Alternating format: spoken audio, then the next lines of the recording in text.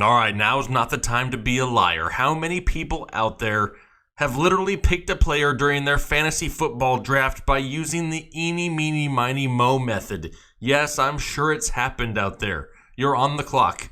You're running out of time. Who do you choose? Because there's a couple names that you really like. We're going to start taking a dive into some of these tough draft day decisions. So hit that like button, because we got a wide receiver duo that's got a lot of people scratching their head.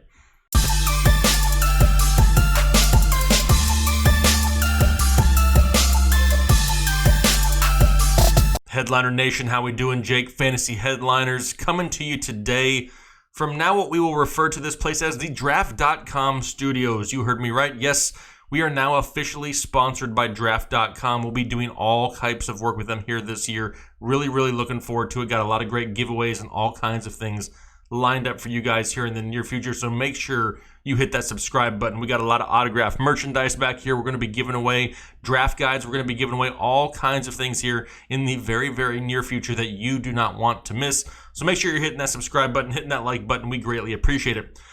Today, though, we're talking about tough draft day choices, right? This is something we're going to deal with on a round-by-round basis during your fantasy football draft. There's going to be multiple names that you like.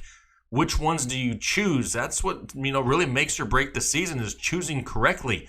And we're going to be doing all kinds of episodes with a bunch of players who have similar ADPs. We're kicking it off today with Julio Jones and Juju SmithSchuster.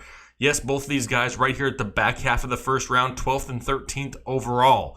Which one do you choose? Do you like them both? I think a lot of people like both of these players here this season. We're going to break them down individually and then come to a conclusion here at the end. Before I get into it real quick, though, make sure you go check out our website, thefantasyheadliners.com. Our draft guide is available for pre-order. There is so much information in that draft guide. We had to start releasing some of it early on YouTube, so you'll start seeing some of the video draft profiles out there. We had to add more things to the draft guide, and it was just getting to the point it was a little bit of overkill. So we're going to start releasing some of those videos. Make sure you're looking out for those. But it is so jam-packed, full of information. You don't want to miss it. $19.99, not a better value out there from any site. You're going to get more than you need for your fantasy football season. We can guarantee it. But now, before we waste any more time, let's talk about Julio Jones versus Juju SmithSchuster.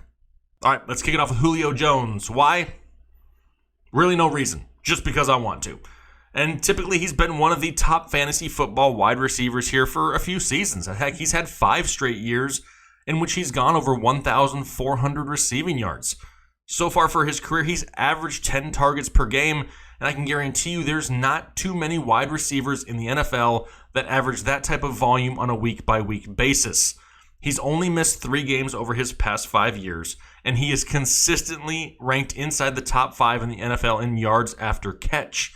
Now, the biggest knock on Julio Jones, it's one of the things that you hear from everybody if they have something negative to say about him, it's his touchdown production. He's only had 1 season in which he had double-digit touchdowns, in which he had 10 back in 2012. Well, let's look at 2012 here for a second. Back in 2012, Dirk Koetter was the offensive coordinator of the Atlanta Falcons. In case you don't know, he is actually back in Atlanta. Dirk Koetter back as the offensive coordinator in Atlanta here this season. And the last time Koetter was in Atlanta, his passing offense ranked inside the top 10 in the NFL 2 out of the 3 seasons that he was there. Now maybe you're asking, well, why wasn't he 3 out of 3 seasons? Were the other 2 a fluke? Great question. In fact, the year that they weren't ranked inside the top 10 was the year that Julio Jones only played in 5 games. That would be the reason right there that their passing offense took a huge hit. Now, right here in 2019, they're only going to be playing 3 outdoor games. Only 3 all season. They're not going to have to worry about bad weather, wind, any other conditions. They're going to have prime opportunities to get Julio Jones the ball. Now, they improved the offensive line here in the offseason. Is that really going to open up the run game possibly for Devonta Freeman and an Ito bit of a problem, Ito Smith, to the point where some of the defenders that are typically on the outside trying to take away the pass have to come into the box to stop them from being run all over? That's a possibility. Does Calvin Ridley take a big enough step forward this year to pull defensive attention away from Julio Jones? That's another possibility.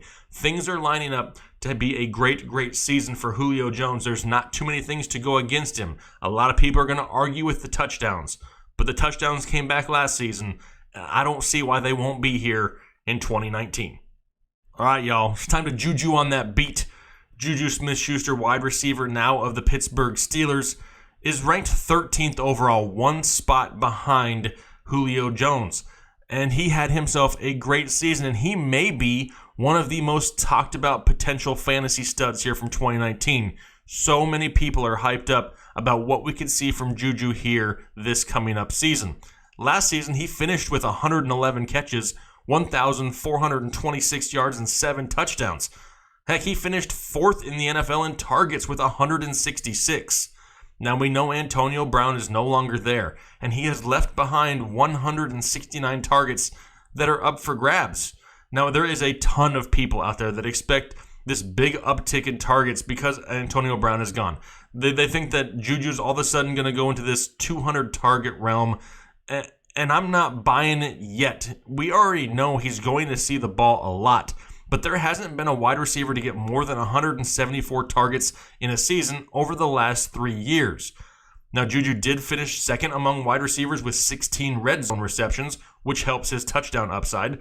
He finished first in the NFL in yards after catch with 587 yards. However, don't forget that number is slightly skewed because he did have a 97-yard play that really boosts those numbers. Now, the worst part of his 2018 has to be his drops. He finished 4th in the NFL with 9 drops last season, and if the volume increases, do the drops increase? There's always that possibility. Now, in 2018, in only one game that he didn't play with Antonio Brown, he recorded a stat line of 10 targets, 5 catches, 37 yards, and a touchdown. However, back in 2017, in the same position where he was active and Antonio Brown was not, he recorded 17 targets, 15 catches, 218 yards, and 2 touchdowns the last 2 games of 2017.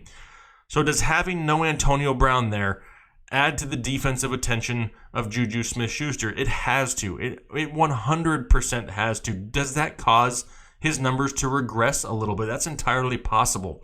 If I really have any concerns about Juju, to be completely honest, it's I don't know if the supporting cast as far as receivers go are strong enough to really pull away that defensive attention.